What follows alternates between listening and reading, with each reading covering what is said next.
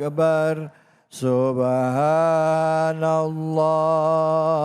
walhamdulillah wa la ilaha illallah wallahu akbar. Alhamdulillah. Alhamdulillahirabbil alamin. Buat Anda pemirsa yang baru saja bergabung, tadi kita membahas permasalahan yang dekat dengan keseharian kita. Bahwa seringkali di dalam hidup kita mendapatkan ujian yang berat sampai kita seolah-olah sudah mau menyerah.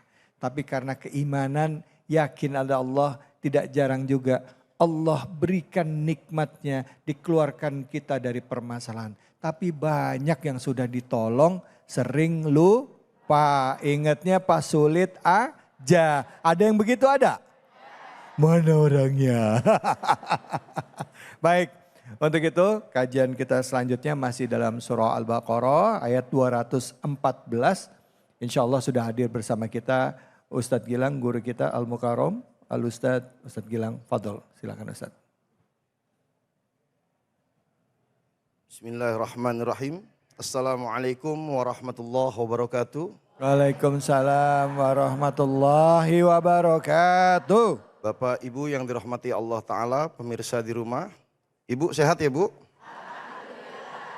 Hari ini kita ngaji tafsir ini Bu.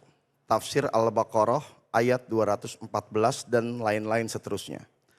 Dalam hidup yang harus kita fahami, kita akan mengalami kesulitan, mengalami segala persoalan dan permasalahan. Sehingga dibutuhkan tempat bersandar. Karena ternyata manusia secara psikologi makhluk yang lemah yang membutuhkan sandaran. Maka kita telah bersepakat bahwa kita mengambil agama Islam sebagai jalan selamat kita tidak hanya di dunia tapi juga di akhirat. Itu kenapa kita mengucapkan asyhadu alla ilaha illallah wa asyhadu anna Muhammadar Rasulullah. Dan kita menyatakan setiap hari iyyaka na'budu wa iyyaka nasta'in. Iyyaka na'budu wa iyyaka nasta'in. Itu kita nyatakan 17 kali dalam sholat kita Ibu. Adapun ayat ini diawali dengan kata am hasibtum. 214 ini. Jadi Syekh Nawawi Al-Bantani, beliau menyatakan dalam kitab tafsirnya, ayat ini menjelaskan ketika umat Islam Bu, Bapak di rumah, umat Islam dalam keadaan tertekan, Allah menurunkan ayat ini. Dan ayat ini juga menceritakan dan menegur orang-orang yang merasa pede Bu dia.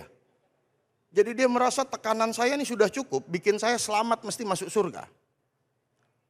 Maka ayat ini mengawali dengan am hasibtum antadkhulul jannah. Jangan kamu menghitung-hitung kebaikanmu lalu kamu merasa kamu akan selamat. Sedangkan kamu belum merasakan bagaimana rasanya ujian yang pernah Allah timpakan kepada kaum sebelum kamu. Jadi Bu, Bapak di rumah, ketika kita memiliki persoalan, apapun yang kita hadapi tentunya dengan kita memiliki frame sebagai orang beragama, tentu harus diselesaikan dengan jalur agama. Ketika kita ditimpa persoalan, jangan tanya kenapa saya diperlakukan seperti ini, tapi lihat diri kita, evaluasi diri kita. Apakah kita sudah sejalan dengan yang Allah mau? Atau kita sudah betul-betul mengikuti apa yang diatur oleh Sayyidil Mustafa Rasul Muhammad SAW. Karena di ayat yang lain Allah menyatakan dengan terang, la yukallifullahu nafsan illa wus'aha, laha ma kasabat wa 'alaiha ma kasabat. Allah menyatakan, saya nih enggak uji kamu melebihi kapasitas kemampuan kamu menahan ujian itu. Jadi saat kita sendiri merasa terperosok, kita harus memahami bahwa ada Allah yang telah meridhoi kita sebagai manusia dan harus bertanggung jawab sebagai manusia. Ibu-ibu, bapak-bapak di rumah suka dengar kita selalu berbicara nanti kalau mati kita sama-sama masuk surga. Nanti surga itu ending terakhir hakullah. Tapi ada proses menuju ke tempat itu. Yang pertama, kita dapat ridho dari Allah Ta'ala. Maka doanya itu ridhoka wal jannah. Dapat ridho dulu. Kalau sudah ridho ini berjalan dua sisi, Bu. Kita mengharap, ya Allah ridhoi saya, ya Allah ridhoi saya. Pertanyaannya, sudahkah kita meridhoi apa yang Allah berikan bagi kita? Allah. Jangan-jangan kita nggak ridho, tapi kita minta ridho Allah. Satu sisi kitanya nggak ridho terhadap apa yang Allah putuskan. Allah. Yang pertama, kita harus ridho kalau kita diciptakan menjadi manusia. Yang kedua, kita harus meridhoi bahwa kita diberikan akal untuk ngajak orang beribadah kepada Allah, bukan malah ngajak orang ngebangkang ke Allah Ta'ala. Baru yang terakhir, berperilaku layaknya manusia. Paham ya, Bu? Jadi sebelum kita minta ridhonya Allah, kita harus belajar meridhoi apa yang Allah Ta'ala telah ridhoi bagi kita. Kurang lebih seperti itu, dan tafsir Al-Baqarah mengajak kita untuk bersabar karena pertolongan dari Allah adalah hal yang pasti.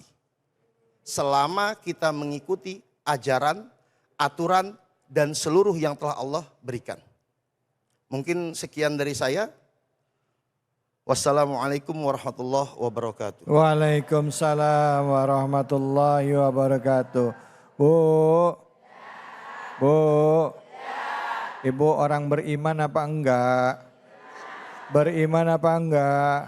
Iman kepada Allah, iman kepada qada dan qadar, iman kepada hari akhir. Benar? Ngaku. Baru nggak? Dikatakan katanya kalau orang ngaku beriman pasti akan diuji ya Kiai ya. Wala nabluwanakum bisya'in minal khawfi wal ju' wa naqsim minal amwal wal anfus wasamarat wa basyirin sabirin. Katanya. Alladzina idza asabakum musibatun qalu inna lillahi wa inna ilaihi raji'un. Ada lanjutannya. Ulaika alaihim salawatum min rabbihim wa rahmatun wa ulaika humul muhtadun. Shadaqallahul azim. Bu. Bu. Oh, ngeliatin saya semuanya. Nggak jadi ya. Ibu yang mau nanya siapa? Silakan Ibu. Masya Allah. Nama dan pertanyaannya ya Bu. Bismillahirrahmanirrahim. Assalamualaikum warahmatullahi wabarakatuh. Waalaikumsalam warahmatullahi wabarakatuh. Nama saya Ibu Susmiati dari Majelis Taklim Anissa Taman Duta. Ya. Begini Ustadz, suami saya udah 15 tahun kerja tapi malah kena PHK. Yang saya ingin tanyakan bagaimana cara saya untuk ikhlas dengan takdir Allah. Usia suami saya itu udah tidak muda lagi Ustadz, makanya saya itu merasa takut gitu dan merasa putus asa. Ya. Ini aja. Assalamualaikum warahmatullahi wabarakatuh. Waalaikumsalam warahmatullahi wabarakatuh. Banyak yang ngalamin kayak gitu. Sudah putus hubungan kerjanya di usia yang sudah usianya di atas 50. Mau cari kerja juga ada batasan umur ya Bu ya. Ibu khawatir gimana nasib saya ke depannya. Silakan Kiai Fadl. Bismillah Ibu ya. Tentu kita sebagai manusia dan sebagai umat Islam, saya meyakini betul bahwasannya rizki itu ditakdir oleh Allah Ta'ala. Selama kita bersabar, selama kita yakin, dan selama kita mengikuti ajaran salafus soleh yang diwariskan oleh guru-guru kita. Dengan izin Allah, sefaham saya, kita ini manusia ini nggak ada yang nganggur Bu.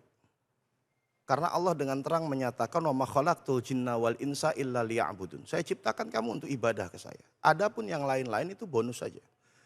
Kalaupun petakannya memang seperti itu, yakinilah Allah sedang memberikan waktu agar kita berfokus kepada diri kita sendiri sehingga kita mampu mendekatkan diri lebih baik ke Allah Ta'ala. Saya yakin betul itu. Caranya bagaimana? Yang pertama, membaca istighfar setiap pagi 100 kali. Yang kedua, upayakan kita membaca sholawat kepada Nabi SAW sehari 1000 kali.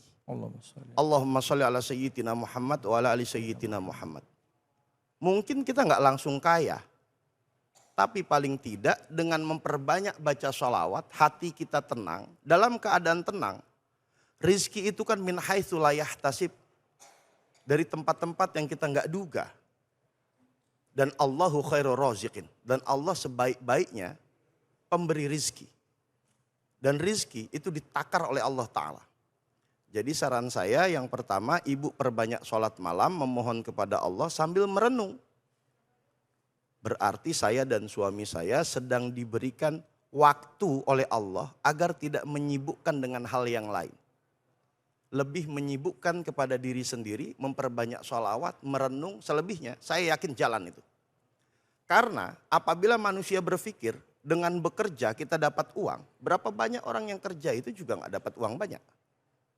Tapi berapa banyak orang yang senang berzikir, senang bersolawat, rizkinya ada aja. Dengan kata lain, Imam Syafi'i menyatakan bahwa orang yang berzikir itu hatinya akan lebih tenang. Dan orang yang baca solawat, jalannya akan lebih mudah. Kurang lebih seperti itu ya Bu. Terima kasih Ya, Ustaz. baik, Masya Allah. Makasih banyak Ustadz. Bu, udah terjawab ya Bu ya. Ternyata kunci untuk keluar dari masalah itu adalah ketenangan. Ketenangan itu ada kalau kita dekat dengan Allah dan yakin ada Allah.